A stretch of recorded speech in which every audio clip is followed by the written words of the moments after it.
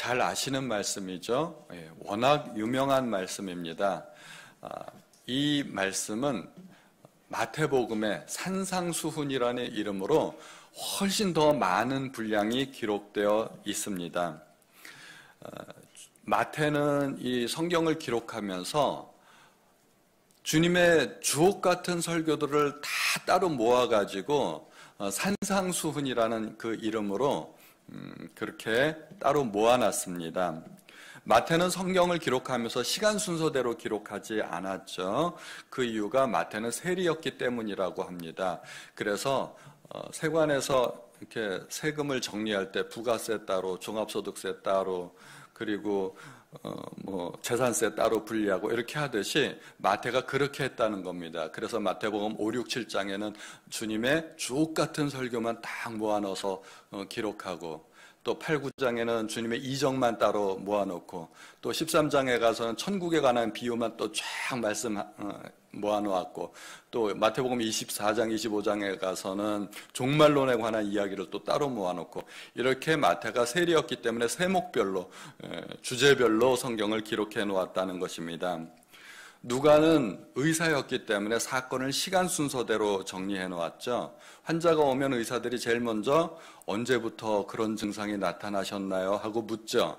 그리고서 약을 주고서 시간에 따라서 증세가 어떻게 경과하는지 그것을 보게 됩니다. 암도 구분할 때 1기, 2기, 3기, 말기 그렇게 구분하지 않습니까? 그래서 의사들에게는 시간이 굉장히 중요합니다. 그래서 누가는 이 사건들을 시간 순서대로 정리했다는 것입니다. 그래서 주제별로 보시려면 마태복음을 참고하시고, 시간 순서대로 보시려면 누가복음대로 보시고, 그렇게 보시면 됩니다. 오늘 본문에 보니까 원수를 사랑하고 미워하는 자를 선대하고 또 저주하는 자를 축복하고 모욕하는 자를 위해서 기도하라고 합니다.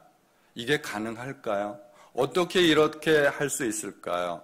그것은 인간의 본성을 거스르는 일입니다. 마음속 깊은 곳에서 욱하고 올라오는데 어떻게 악을 선으로 갚을 수가 있을까요? 저는 잘 안 되던데 우리 성도님들은 그게 잘 되시나요? 이것은 결코 자연스럽게 되는 일이 아닙니다. 그러나 원래는 이것이 자연스러운 일이었던 것입니다. 타락하기 이전 세상은 오직 선만이 존재하는 세상이었고 오직 사랑만이 존재하는 세상이었습니다. 그러나 인간 세상에 죄가 들어왔고 인간은 타락하게 되었습니다. 타락한 이후에 악을 더 큰 악으로 보복하는 것이 미덕이 된 세상이 되어버린 것입니다. 그리고 그것이 본성이 되어버렸습니다. 그럼에도 불구하고 주님은 제자들에게 우리가 감히 흉내내기 힘든 그런 수준 높은 도덕적인 요구를 하셨습니다. 주님의 말씀을 잘 살펴보면 우리가 사람을 대할 때 눈에 보이는 대로 평가하지 말고 아주 존귀한 존재로 대우하라는 것입니다. 사람은 존귀한 존재입니다. 그래서 사람은 죽은 사람마저도 함부로 시신을 훼손하거나 대하면 안 되죠. 소는 살아있을 때 소지, 소가 죽으면 더 이상 소라고 부르지 않습니다. 소는 죽으면 소고기예요. 그렇죠? 닭은 살아있을 때 닭이지 죽으면 치킨이 되거나 삼계탕이 되거나 우리는 부르는 이름이 달라져요. 그러나 사람은 그렇지 않습니다. 사람은 아주 존귀한 존재입니다. 왜 그럴까요? 사람이 IQ가 높아서 다른 짐승들보다 우월하기 때문에 그래서 존귀한 것일까요? 그렇지 않습니다. 만약에 IQ가 높아서 인간이 존귀한 것이라면 정신지체 장애자들은 존귀하지 않다는 말일까요? 그렇지 않습니다. 인간이 벌레보다 존귀하고 원숭이보다 존귀하다는 것은 하나님의 형상대로 지음을 받았기 때문입니다. 모든 사람은 하나님의 형상을 담고 있습니다. 그래서 인간은 짐승과 달리 존엄성이 있는 존재입니다. 존귀한 존재입니다. 우리는 그렇게 존귀한 존재이기 때문에 그러한 존귀한 존재로서 대우받기를 원하는 것입니다. 우리의 그 존엄성이 인정받기를 원하는 것입니다. 우리는 동물 취급받기를 원하지 않아요. 그래서 우리는 존중받기를 원하고 대우받기를 원하고 사랑받기를 원하고 칭찬받기를 원하고 우리의 본성입니다. 사람에게 있는 생명, 인권, 자유, 평등 모두가 존귀한 것입니다. 그런데 우리가 알아야 할 것은 나도 그렇게 하나님의 형상대로 창조함을 받았지만 내 주변에 있는 모든 사람이 그렇게 다 하나님의 형상대로 빚으심을 받았다는 것입니다. 그래서 내 것이 소중하다면 다른 사람의 것도 소중한 줄을 알아야 합니다. 내 생명이 소중하다면 다른 사람의 생명도 소중하고 내 인격이 존중이 여김을 받아야 된다면 다른 사람의 인격도 존중받아야 되는 것입니다. 내 의견이 중요한 만큼 다른 사람의 의견도 중요한 것이고 내 자식이 소중하다면 다른 사람의 자녀도 소중하다는 것을 우리가 알아야 되는 것입니다. 우리는 다른 사람을 대할 때 하나님의 형상을 품은 존귀한 사람으로서 대우할 수 있어야 된다는 것입니다. 그런데 오늘 본문에서는 특별히 하나님께서 당신의 자녀들에게 이같이 수준 높은 윤리를 요구하는 이유가 있습니다. 본문 32절에 보면 너희가 만일 너희를 사랑하는 자만을 사랑하면 칭찬받을 것이 무엇이냐?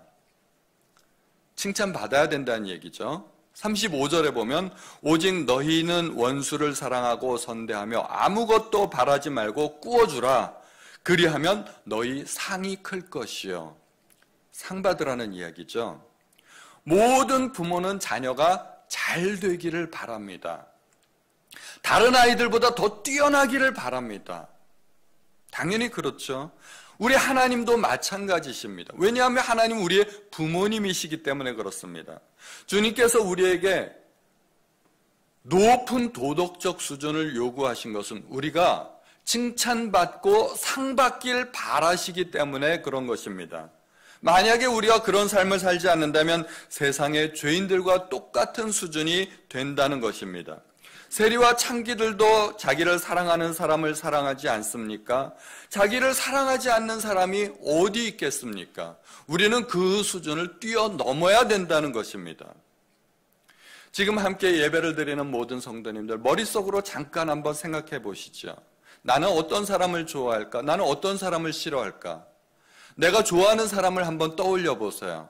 그리고 내가 싫어하는 사람을 한번 떠올려 보시기 바랍니다. 한두 사람 정도 이렇게 떠오르는 사람이 있지 않습니까? 내가 싫어하는 사람은 뻔합니다. 나한테 불친절하고 나한테 손해를 끼치고 내가 싫어하는 행동을 하는 사람들입니다. 내가 좋아하는 사람들, 나에게 친절하고 상냥하고 나에게 도움을 주는 사람들입니다. 안 그러신가요? 우리는 사람들을 판단할 때 그가 나에게 어떻게 행동하는가를 보고 그 사람을 판단합니다. 어떤 사람이 좋은 사람이고 어떤 사람이 나쁜 사람인가요? 세상의 모든 사람들이 어떤 사람을 칭찬해도 그 사람이 나에게 해를 끼친다면 나는 그 사람을 나쁜 사람이라고 평가를 해요. 세상에 많은 사람들이 그 사람 나빠 그렇게 얘기를 해도 그 사람이 나에게 친절하고 잘해주고 나에게 도움을 주었다면 그 사람은 나에게 고마운 사람이고 나에게는 좋은 사람이라는 것입니다. 우리는 사람을 평가할 때 좋은 사람, 나쁜 사람 단지 나에게 어떻게 대하는가 그 하나만 가지고 그 사람을 평가하는 것입니다. 그런데 그러한 평가 기준이 옳지 않다는 것입니다. 그런 정도의 가치관은 그렇게 높은 수준의 가치관이 아니라는 것입니다. 아무리 악한 사람도 그 정도는 한다는 것입니다. 나를 사랑하는 사람만 사랑한다면 그것은 그렇게 잘하는 일이 아닙니다. 예수 안 믿는 사람들도 그 정도는 할 수 있습니다. 불교 믿는 사람 그 정도 할 수 있습니다. 이슬람 교도들도 그 정도 할 수 있습니다. 무신론자들도 그 정도 할 수 있습니다. 지금 감옥에 가 있는 사람들도 그 정도 할 수 있다는 것입니다. 그것은 누구나 할 수 있는 일입니다. 나를 사랑하는 사람을 사랑하는 것, 그것은 배우지 않아도 할 수 있고 노력하지 않아도 할 수 있는 일입니다.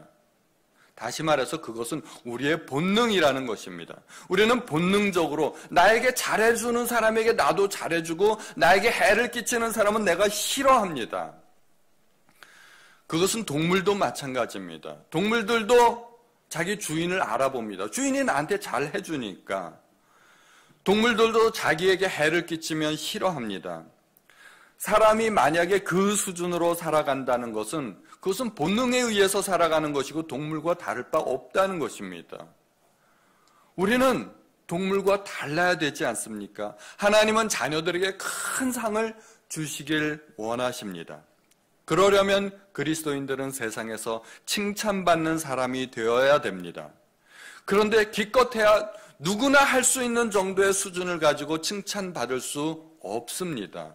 다른 사람들과 비슷한 수준에 있으면 우리가 절대 상 받지 못한다는 것입니다. 하나님의 자녀로서 칭찬받기 위해서는 우리는 수준이 높아야 됩니다. 원수를 사랑하고 선대하고 아무것도 바라지 않고 꾸어줄 수 있다면 그것은 아무나 할 수 없는 일입니다. 그렇게 할 때 비로소 상 받을 수 있다는 것입니다. 상 받으려면 실력이 뛰어나야 됩니다. 누구나 할 수 있는 정도의 실력 가지고는 상 받을 수 없습니다. 아무나 못하는 것을 할 수 있어야 실력이 뛰어난 것이고 상 받을 자격이 되는 것입니다. 제가 예전에 즐겨봤던 TV 프로그램들 중에 생활의 달인이라는 프로그램이 있습니다. 한 분야의 전문가들이 그 프로그램에 나와서 자기의 뛰어난 실력을 자랑합니다. 그것을 보면 정말 놀랍습니다. 와, 어떻게 저렇게 하지? 정말 뛰어난 실력을 가진 사람들입니다. 요즘은 TV 프로그램에서 노래 경연대회를 그렇게 많이 하더라고요.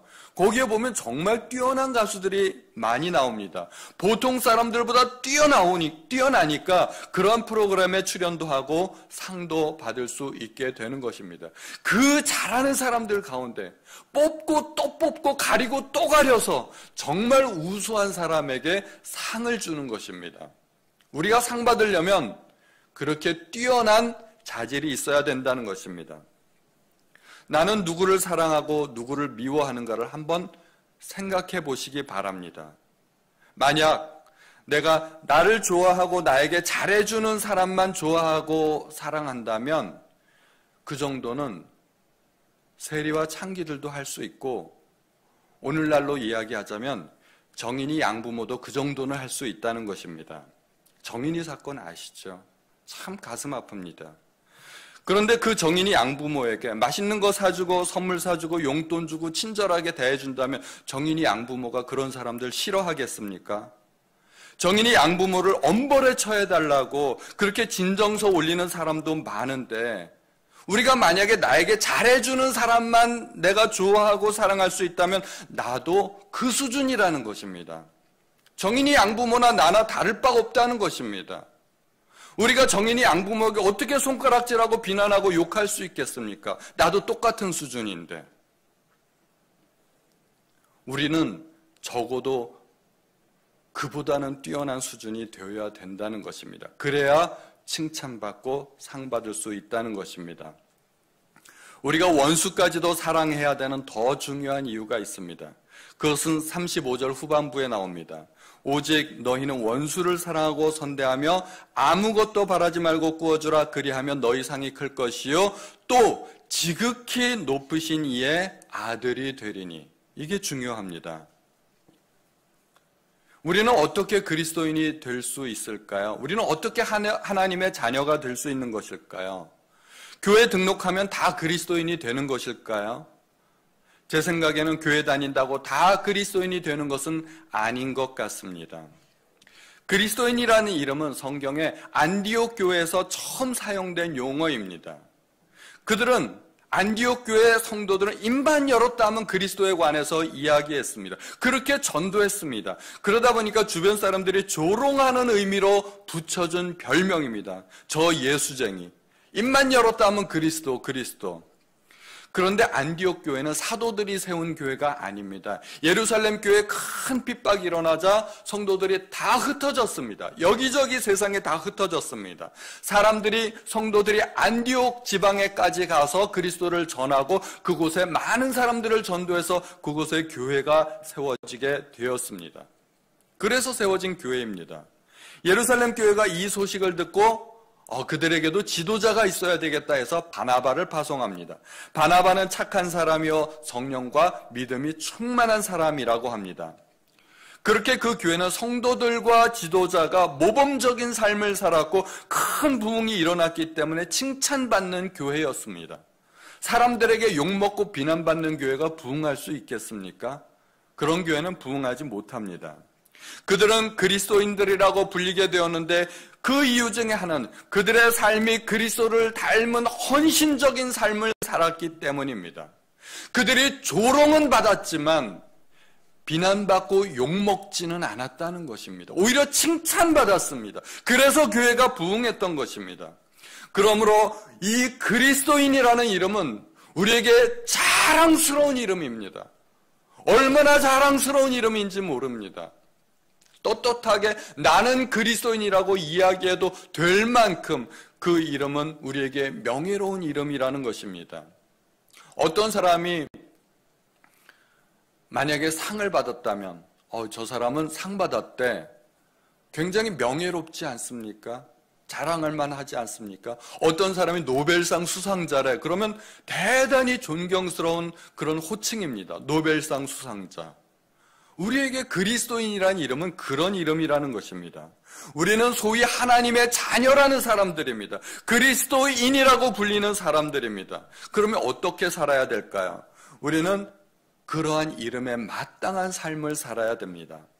학생은 학생다워야 되고, 공무원은 공무원다워야 되고, 어른은 어른다워야 됩니다. 그리스도인은 그리스도인다워야 됩니다. 소위 성자라고 불리는 사람들이 있습니다. 그들은 어떠한 삶을 살았을까요? 자기보다 남을 먼저 생각하고 세상 욕심에 얽매이지 않고 부와 명예를 추구하기보다는 거룩함과 진실함을 추구했던 사람들입니다. 사치스럽게 살기보다는 단순한 삶을 살았던 사람들입니다. 그들이 성자였기 때문에 그런 거룩한 삶을 살았을까요? 아니면 거룩한 삶을 살았기 때문에 성자가 된 것일까요? 뻔하죠? 거룩한 삶을 살았기 때문에 저 사람은 거룩하구나. 그래서 사람들이 성자라고 불러주게 된 것입니다. 만약에 깡패 같은 삶을 살면 나는 깡패라고 말을 하지 않아도 주변 사람들이 깡패라고 부르는 것입니다. 그러므로 신분이 삶을 결정해 주는 것이 아니라 삶이 신분을 결정지어 주는 것입니다. 우리가 하나님의 자녀다운 삶을 살면 하나님께서 그때 비로소 자녀로 인정해 준다는 것입니다. 교회 등록하든 했다고 다 하나님의 자녀가 되는 것은 아니라는 것입니다. 내가 그리스도인이라고 해서 그리스도인다운 삶을 저절로 살 수 있게 되는 것은 아닙니다. 오히려 우리가 참으로 그리스도인다운 삶을 살 때 우리는 비로소 그리스도인이 된다는 것입니다. 우리는 어떻게 하나님의 자녀가 될 수 있을까요? 35절을 다시 한번 읽어보면 오직 너희는 원수를 사랑하고 선대하며 아무것도 바라지 말고 꾸어주라. 그리하면 너희 상이 클 것이요 또 지극히 높으신 이의 아들이 될 것입니다. 오직 원수를 사랑하고 바라지 말고 꾸어주는 것이 그리스도인입니다.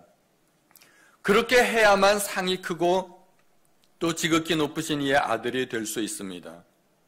아무리 교회를 오래 다녀도 세상 사람들과 똑같이 살아가면서 우리가 하나님의 자녀라고 말할 수 있을까요? 자녀는 아버지를 닮아야 됩니다. 우리 아버지는 어떠한 분이신가요? 35절 뒷부분에 그는 은혜를 모르는 자와 악한 자에게도 인자하시다고 말씀하십니다. 우리 아버지의 자비로우심과 같이 우리도 자비로워야 됩니다. 원수를 사랑하고 미워하는 자를 선대하고 저주하는 자를 축복하고 모욕하는 자를 위해 기도하는 것은 인간의 본성으로서는 절대 될 수 없는 일입니다. 우리는 타락했기 때문에 못하는 일입니다. 타락하기 전에는 그것이 그렇게 어려운 일이 아니었습니다. 타락하기 전에는 오직 사랑만 존재했습니다. 우리가 원하는 세상은 천국입니다. 타락하기 이전에 그 세상을 우리는 아직도 그리워합니다. 그리고 그 세상이 다시 오기를 바라고 있습니다. 주님께서 이 세상에 다시 오시면 모든 세상을 다시 회복하시고 타락하기 이전에 그 아름다운 세상으로 만들어 주실 것입니다. 그런데 주님께서 다시 오셔서 그 아름다운 세상으로 회복해 주시려고 하는데 내가 만약에 타락한 본성을 여전히 갖고 있다면 천국이 가능할까요? 나뿐만 아니라 내 주변의 모든 사람들이 타락한 본성을 여전히 갖고 있다면, 원수를 미워하고 저주하는 사람을 함께 저주하고, 나한테 해를 끼친 사람들은 30배, 60배, 100배로 갚아주고, 만약에 우리가 그런다면 천국이 가능할까요? 주님 혼자 천국을 이룰 수 있을까요? 안 됩니다. 천국의 백성이 존재해야만 천국이 가능한 것입니다. 아무리 주님이 통치하고 다스린다 하더라도 그 천국의 백성이 여전히 타락한 성품을 갖고 있다면 천국은 불가능합니다. 우리가 천국에 가고 싶다면 내가 타락한 성품을 회복해야만 되는 것입니다. 내가 천국의 백성다운 성품을 가져야만 내가 천국에 갈 수 있다는 것입니다. 만약에 우리가 이 땅에서도 천국의 백성으로 살아가기만 한다면 이 땅도 천국이 되지 않을까요? 우리는 이 땅에 하나님의 나라가 도래하게 해야 됩니다. 하나님은 당신의 자녀들이 하나님 나라에서뿐만 아니라 이 세상에서도 풍성한 삶을 누리기를 바라십니다. 풍성하다는 것은 부족한 것이 없다는 것입니다.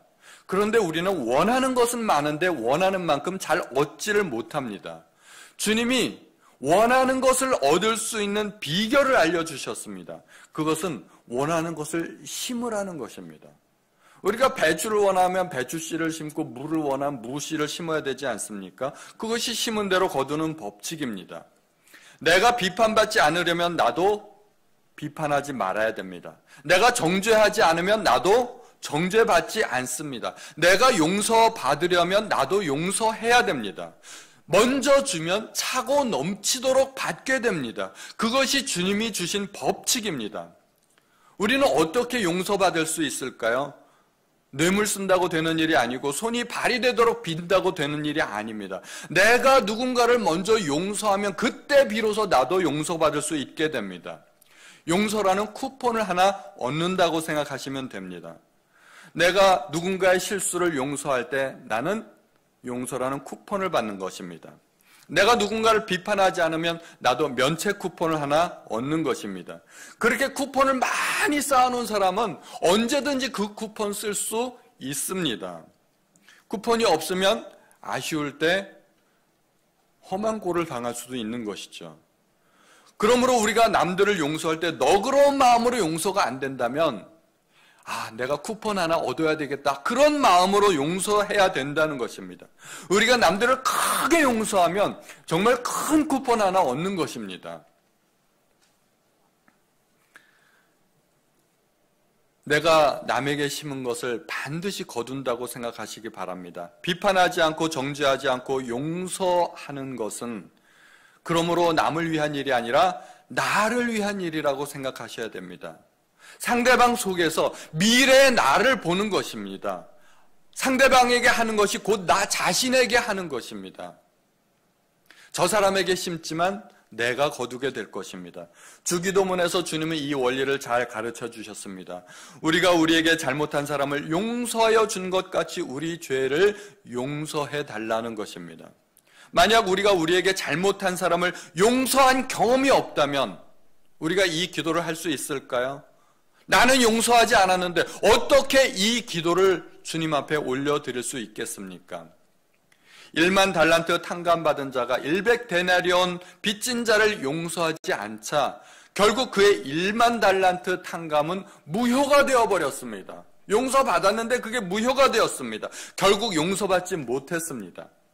용서받기 위해서는 기도를 많이 할 것이 아니라 울부짖을 것이 아니라 내가 먼저 용서해 주어야 된다는 것입니다.